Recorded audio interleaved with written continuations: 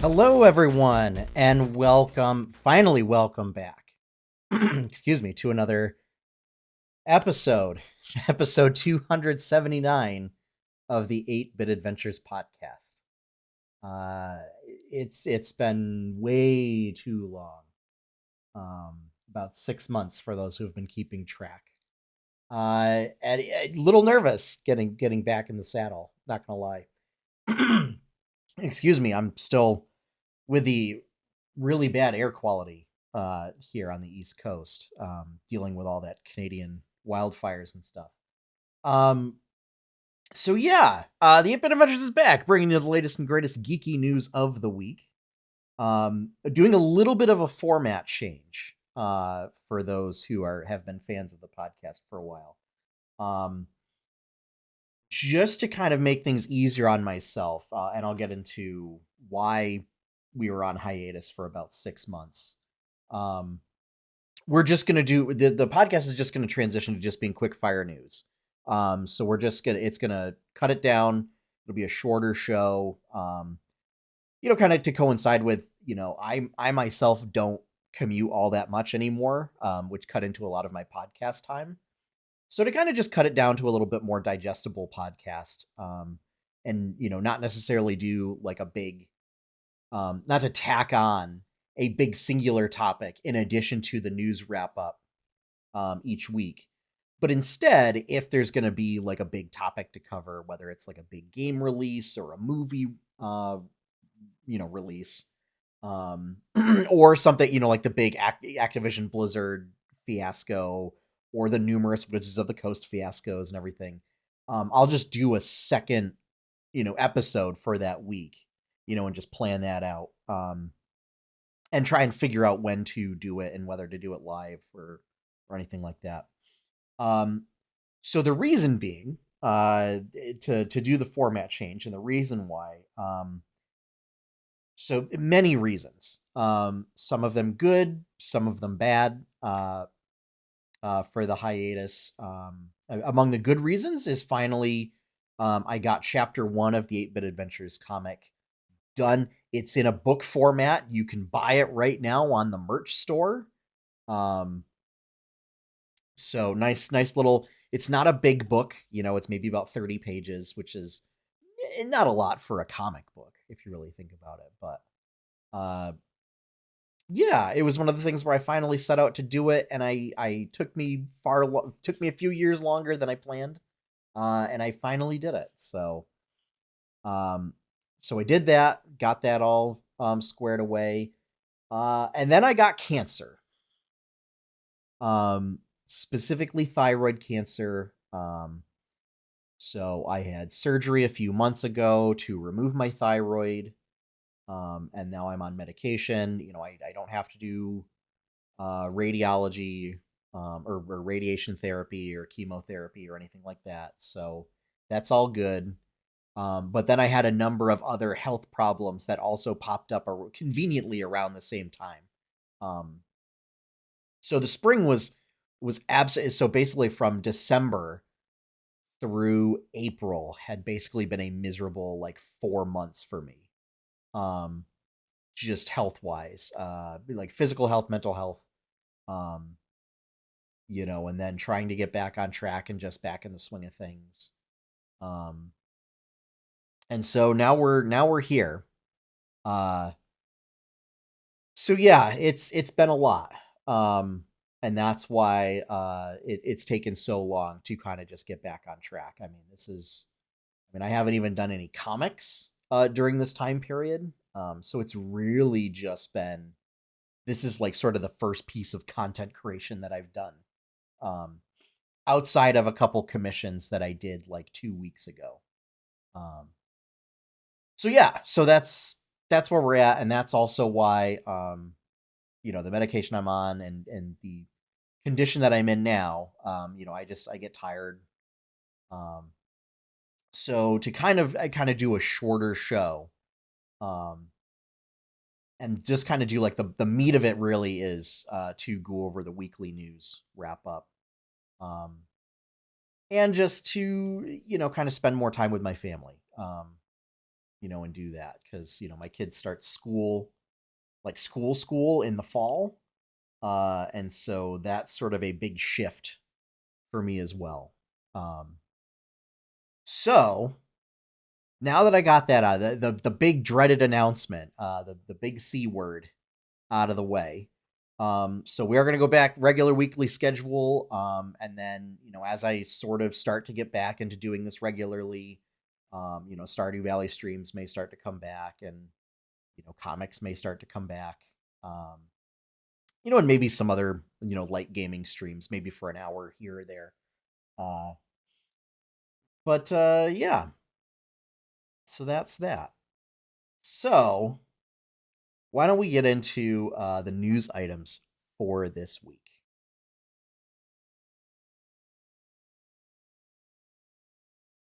Okay, so first things up, first things first. Captain America 4, Marvel has announced that the film so it will not be titled Captain America 4. It will be titled Brave New World. So this is part of Phase 4, I think. I think it'll be part of Phase 4. I don't think we've hit Phase 5 yet. But sort of to pick up where Falcon and Winter Soldier left off and all that stuff. So yeah, so that news sort of broke this past week. Next up, Critical Role. So to talk about this, they had a joint collaboration with Nintendo of America to do a Zelda one-shot as part of a promotion for Legend of Zelda Tears of the Kingdom. The adventure features Liam O'Brien, veteran voice actor. I mean, a lot of the Critical Role cast are veteran voice actors, but no stranger to video game voice acting. Dimension 20's Emily Axford. Omar Najam, who was also in Dimension 20's Court of Fey and Flowers. Robbie Daymond, who was sort of a long-term guest member of Critical Role for Campaign 3. Marisha Ray, and Matthew Mercer, voice of Ganondorf in Tears of the Kingdom, as the game master. The adventure uses a Powered by the Apocalypse hack that was co-developed by Nintendo Treehouse, which is sort of like a part of Nintendo of America's like localization promotional team and like QA team. So yeah, I watched it. It was great. If you're a fan of watching sort of actual play tabletop RPGs, highly recommend checking it out. It is up on YouTube, so you do not need a subscription to go see it. And they really lean into just sort of the silliness that you can get with the Zelda system. And by using Powered by the Apocalypse, which is a bit more of a narrative game than Dungeons and Dragons, it really allows them to do sort of weirder stuff and a little more free flowing than getting into like sort of the nitty gritty, like tactical moving on spaces stuff that you get with D&D. So yeah, it's about a 5.5 hour one shot. But I definitely recommend it. And just the level of detail that goes into it. And I mean, in that 5.5 hours, they managed to do something like 5 or 6 combats. So that's another thing that you'll never hear with D&D is, you might get like 1 combat during that time period. Yeah, so unfortunately, this hack is not publicly available, although, I mean, you can basically get the core gist of it if you're familiar with sort of Pibita games, and then a little bit of explanation that they give while they're playing. So for those who are familiar, so Powered by the Apocalypse is it's a system that uses 2 6-sided dice, and you may apply a small bonus or penalty to your roll. Usually the maximum is like +2. and it's a final result of 1 to 6 is bad, a roll of 7 to 8 or roll of 1 to 6 is bad. 7 to 9 is a mixed success, and then 10 or higher is a full success. And it also incorporates stamina points in that in order to do stuff during combat, you have to spend stamina points to do it, including defending.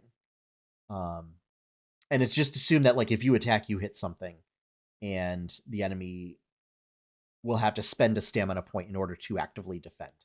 So it does some interesting stuff with, like, fusing, combining weapons that they do for Tears of the Kingdom, and really, I think, does a nice job of sort of promoting the game. which is kind of the point. But yeah, they all looked like they had a blast, and it was fun to watch. So, and the fact that it was actually co-developed with Nintendo of America is wild. That we are in sort of this fever dream age of tabletop RPGs, like, getting recognized by major industries. So, next up, Diablo 4, the much anticipated Blizzard ARPG, has finally released on PC, PS5, and Xbox. Notably, it is an always online game. There is no offline mode, even if you're playing single player. Which is of note because the first player to reach hardcore level 100 had their character perma-killed due to a disconnect from the server. Because apparently, as an anti-cheat measure, in hardcore modes, if you disconnect, Blizzard treats it as a character death. And so your character will get reset to level 1. And, like, you lose all your stuff. So yeah. As I guess, as a way to prevent people from just like logging out if they're in the middle of a fight and they're about to die. So instead they just treat, and instead of implementing some way of, like, detecting that, it just treats any sort of disconnect as a character death. So you could be punished for something entirely outside of your control.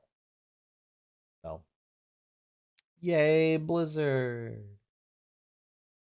Next up, everybody 1-2 Switch. This announcement came out of nowhere. This is a sequel to the glorified tech demo. Switch launch title. It is releasing on June 30th, and it will feature basically the similar gameplay as the original. Nobody asked for this. 1-2 Switch, like, didn't do super well. The only people who kind of bought it were, like, there's not really much else on the Switch at the moment. Maybe I'll play these wacky games. But ultimately, like, it was priced as a full launch title, I believe. And really it should have been like $20. But yeah, I believe this is at a reduced price. But it's just, yeah, if you enjoyed 1-2 Switch, this is going to be more of the same. And if you didn't enjoy it, don't get it. Next up, Microsoft. Microsoft is in the news. The Xbox maker will pay $20 million in fines after settling after a settlement with the FTC, the Federal Trade Commission, after it was found to be illegally collecting data from children's accounts on Xbox. So the Children's Online Privacy Protection Act, or COPPA, which is which I think it was at first in either New York or California, but then has sort of spread to encompass the United States.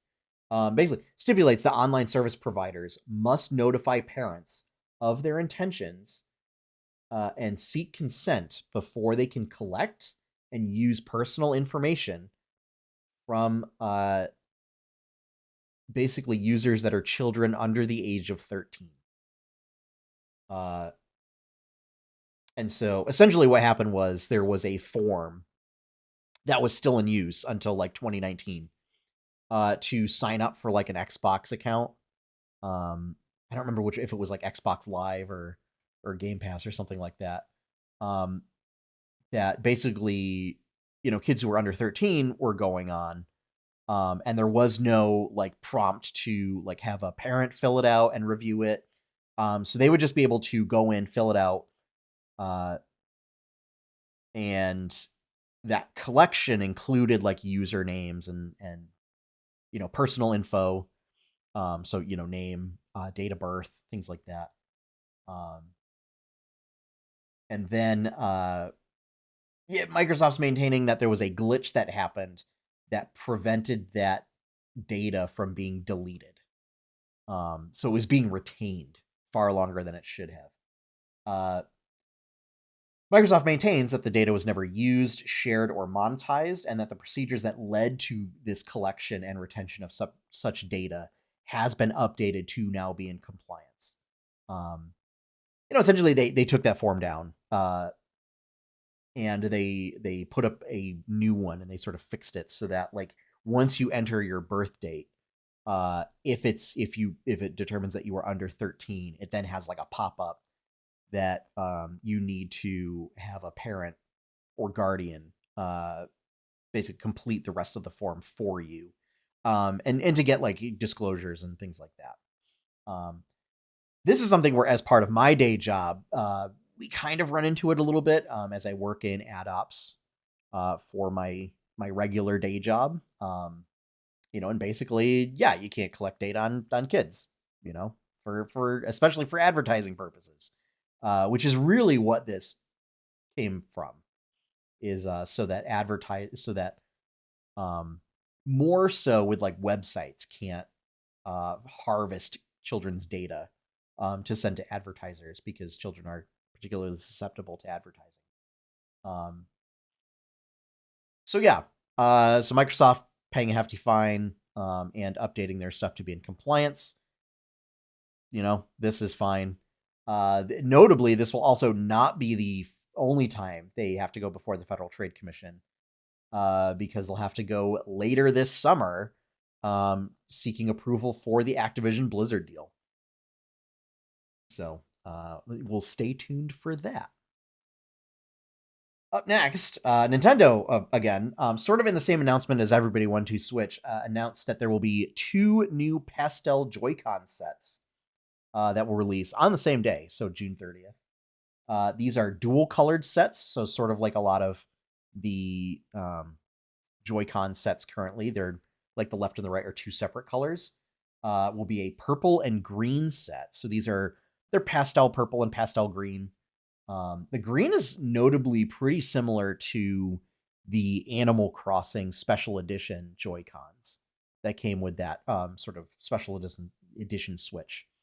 I'm a little sad that they just didn't like make it that blue, so that way you didn't have to buy an Animal Crossing Switch in order to get those Joy-Cons. And then there's a pink and yellow set. They will retail for $80, which is the standard price of a set of Joy-Cons, I believe. So, more options for people. However, they are set to their sides. So I believe it's purple is left and green is right. So like you can't get a green left Joy-Con, unfortunately. It'd be nice if in the United States they, just sold like sets, or you could buy them individually. But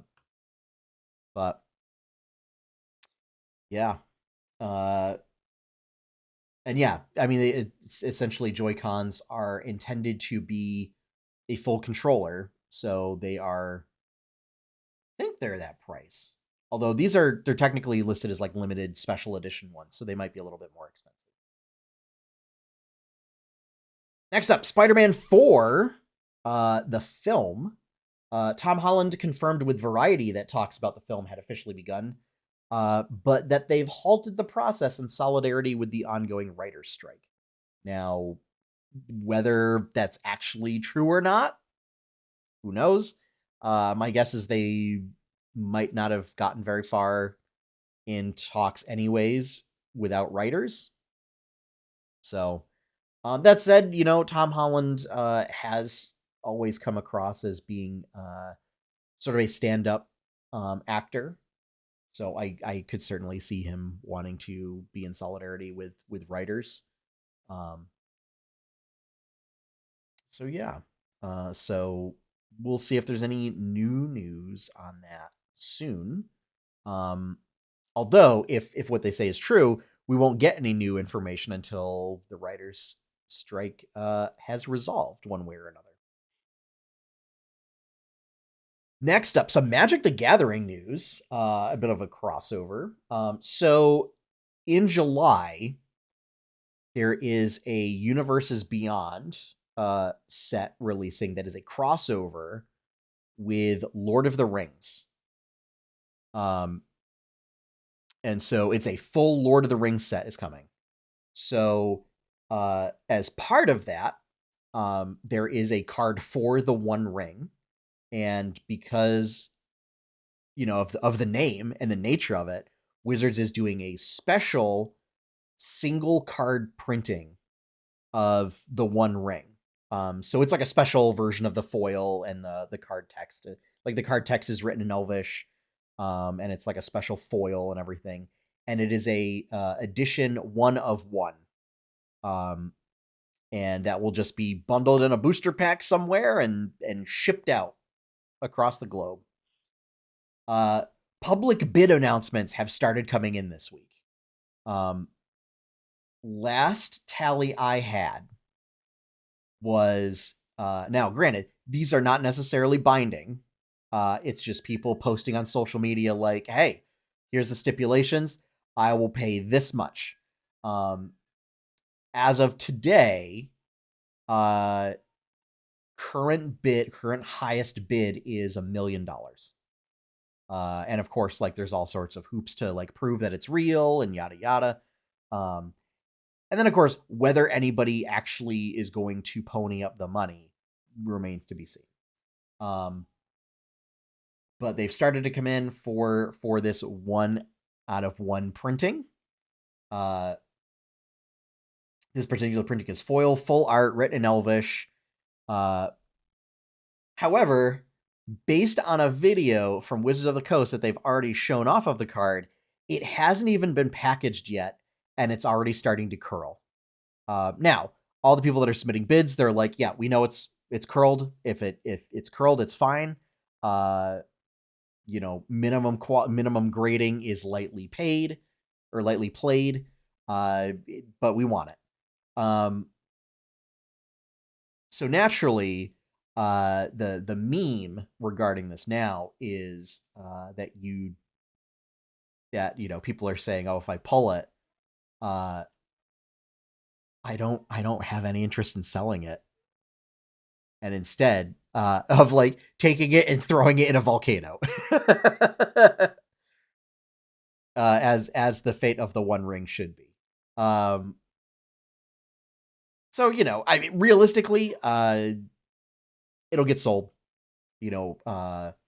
My guess would be probably get sold to Post Malone, as he has sort of become sort of infamous now for sort of high Magic the Gathering bids on his. I think it was $500,000 for a Black Lotus, I think. But yeah, if I were to get it, I don't know what I would do, because I'm still from an age where dealing with individual sellers on the internet kind of sketches me out. So yeah, and then having to go through the process of getting it graded and verified and whatnot. I don't know. But we'll see. I have some cards pre-ordered to arrive when it releases. But honestly, I don't need it. I'm content with just getting just a regular version of the card. So Final piece of news is Doug Cockle, the voice actor for Geralt in the Witcher games, has revealed that he is undergoing treatment for prostate cancer. He says treatment is going well, and he found out from just a sort of random screening that he didn't really have any indicators. He just sort of decided to get screened for it and found out that he had it. So he encourages men over 50 to get a PSA test. Due to the fact that I have a family history of prostate cancer. I'm going to say, especially if you have a family history, if you're at least 30, probably doesn't hurt to start thinking about it. At least like to get because there's markers that you can get tested with blood tests. So for those who are at risk for it, I will say, since it is Pride Month, so because depending on where you're at, trans women may also be at risk for this. So get tested, folks. Because you can check for it, unlike thyroid cancer, where usually you don't know you have it until a mass shows up, like it did for me. So, and that wraps up our news for this week. So, thank you all for listening to sort of this newer, shorter version of the 8-Bit Adventures podcast. If you would like to check out more content from 8-Bit Adventures, our website is now at 8bitadventures.com. I don't have to specify the dash or not anymore, since the non-hyphenated version of the domain finally became available, and I snatched that up real quick. So you can just head over to 8bitadventures.com and go check that stuff out. If you would like to support my content, the best way to do that is to become a patron over at patreon.com/8bitadventures. That covers everything that I do. So rather than breaking out by project, so it's not a case of like the podcast has its own Patreon, the comic has its own Patreon. It's just one Patreon. So for as little as $1 a month, it supports everything. And big shout out and thank you to all of my current patrons. Thank you so much for your support during this time. And finally, as always, big shout out and thank you, continued shout out and thank you since 2015, 16 to Professor Shy Guy for letting me use his instrumental version of One Up for the opening theme to this podcast. Whole time. So big shout out and thank you to Professor Shy Guy. Go check out his work, professorshyguy.bandcamp.com. He's got great stuff, great chiptune, both original and covers. So that is going to wrap things up. So thank you all for joining me. If you are basically in the eastern half of the United States, please stay safe. Please stay indoors as much as you can the next few days or so. And as always, have fun, happy gaming, and enjoy your pie cake.